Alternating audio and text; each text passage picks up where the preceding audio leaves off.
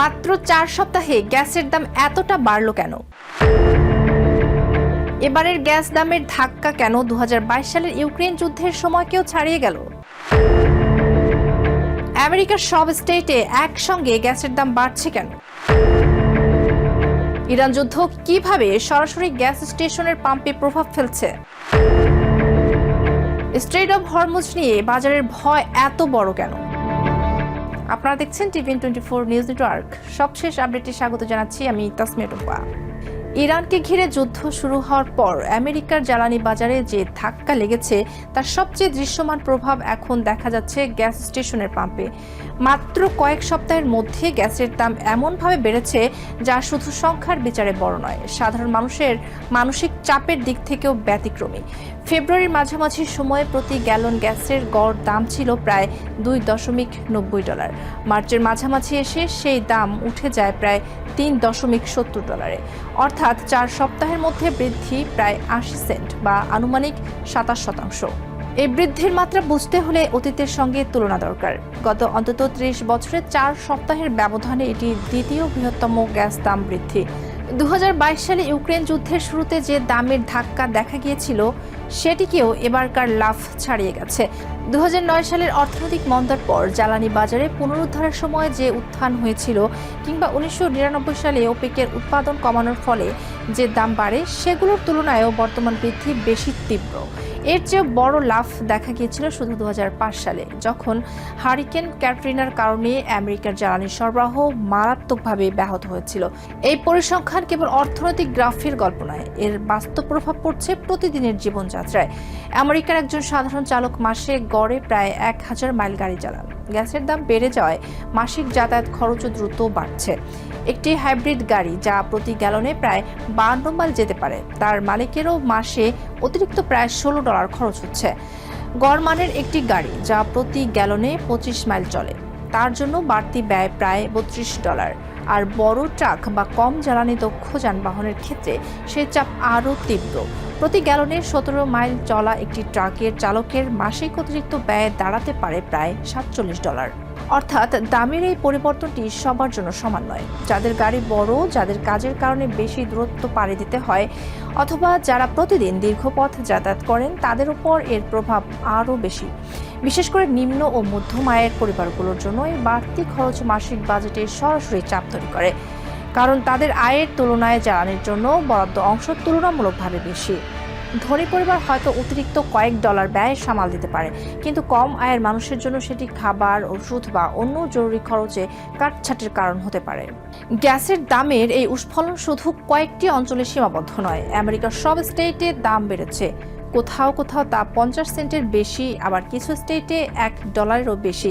New মেক্সিকোতে গ্যাসের দাম বেড়েছে প্রায় $1.18 প্রতি গ্যালন। অ্যারিজোনায় বৃদ্ধি $1.17 আর কলোরাডোতে প্রায় $1.6। নেভাডা ও ক্যালিফোর্নিয়ার মতো জায়গাতেও বড় ধরনের উত্থান হয়েছে। এর মানে হলো এটি কোনো আঞ্চলিক সমস্যা নয়, বরং পুরো দেশ জুড়ে একযোগে অনুভূত হওয়া জ্বালানি চাপ। এই দামের পেছনে মূল চালিকা শক্তি হলো অপরিশোধিত তেলের বাজার। গ্যাসের খুচরা দাম সাধারণত তেলের আন্তর্জাতিক দামের সঙ্গে ঘনিষ্ঠভাবে সম্পর্কিত। ইরান যুদ্ধ শুরু হওয়ার পরে বৈশ্বিক বাজারে উদ্বেগ বেড়ে যায়, বিশেষ করে পারস্য উপসাগরীয় অঞ্চল থেকে তেল রপ্তানি নিয়ে বিশ্বের গুরুত্বপূর্ণ তেল সরবরাহ পথগুলোর একটি হলো স্ট্রেইট অব হরমুজ, যা ইরানের দক্ষিণ উপকূল সংলগ্ন একটি সরু কিন্তু অত্যন্ত কৌশলগত জলপথ। এই পথ দিয়ে বিপুল পরিমাণ তেল বিশ্ব বাজারে যায়।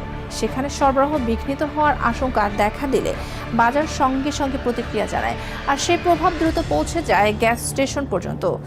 যদিও কৌশলগত তেল মজুত ছাড়ার মতো পদক্ষেপ নেওয়া হয়েছে, তবুও বাজারে উদ্বেগ পুরোপুরি কমেনি।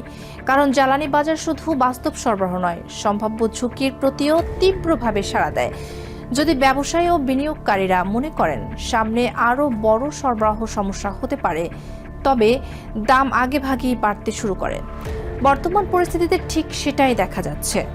তবে বড় ছবিটা দেখলে একটা গুরুত্বপূর্ণ দিক সামনে আসে। যদিও সাম্প্রতিক বৃদ্ধির হার খুবই তীব্র, মোট দামের স্তর এখনও ইতিহাসের সর্বোচ্চ নয়। 2022 সালের ইউক্রেন যুদ্ধ শুরু হওয়ার সময় গ্যাসের দাম আরও উঁচুতে গিয়েছিল। আবারও মুদ্রাস্ফীতি সমন্বয় করে হিসাব করলে দেখা যায় 2000-এর দশকের শেষ ভাগ এবং 2010-এর শুরুর দিকে প্রকৃত অর্থে গ্যাসের দাম আরও বেশি ছিল। অর্থাৎ আজকের উল্লম্ফন মানুষকে ধাক্কা দিলেও ইতিহাসের প্রেক্ষাপটে এটি সম্পূর্ণ নজিরবিহীন নয়। তবুও এবারকার পরিস্থিতিকে আলাদা মনে হওয়ার কারণ আছে। প্রথমত, এই বৃদ্ধি খুব অল্প সময়ে ঘটেছে।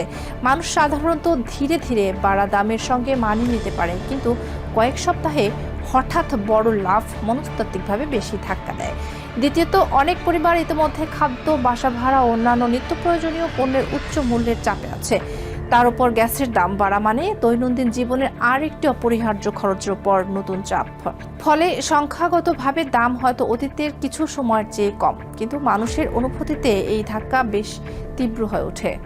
আজকের আমেরিকা অবশ্য অতীতের তুলনায় তেলের ধাক্কার বিরুদ্ধে কিছুটা বেশি সুরক্ষিত। বিদ্যুৎ উৎপাদনে পেট্রোলিয়ামের ব্যবহার এখনও খুবই সামান্য।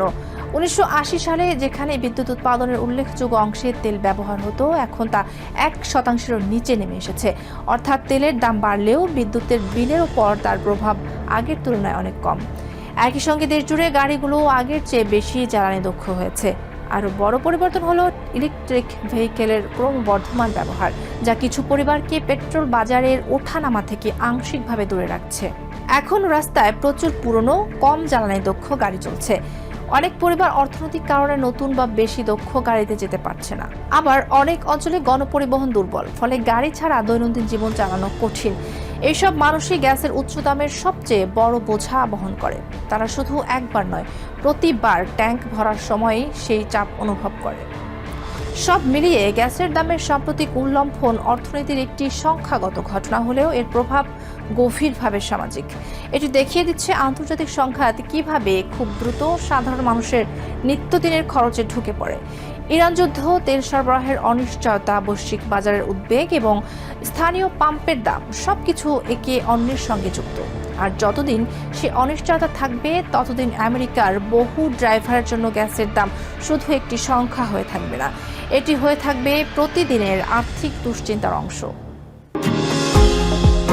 নিউ ইয়র্ক থেকে সম্প্রচারিত TVN 24 টেলিভিশন বিশ্বজুড়ে বাঙালির কণ্ঠস্বর।